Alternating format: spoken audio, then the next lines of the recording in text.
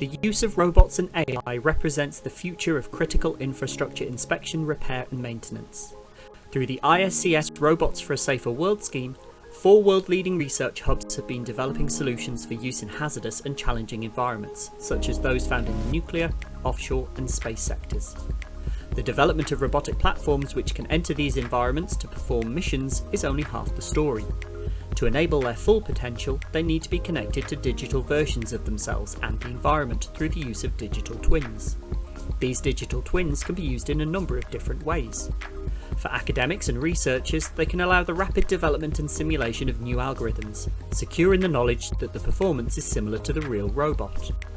For operators, digital twins can allow immersive visualization of environments and facilities using virtual and augmented reality.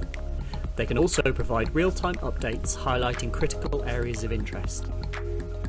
When it comes to the remote teleoperation of robot platforms, more intuitive techniques can be used alongside approaches such as haptic feedback.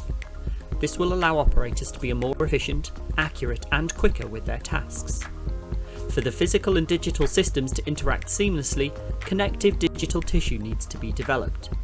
5G will be required to ensure reliable and high bandwidth communications, which will be critical for linking the digital and physical twins as well as the operator. The use of cloud-based infrastructure will not only allow advanced AI algorithms to be deployed, but will also lead to the use of shared synthetic environments to help facilitate the ideation and design of digital twins. All of these technologies will come together to enable a future where the lines between the physical and virtual worlds blend seamlessly together, and where human and robot work effortlessly hand in hand.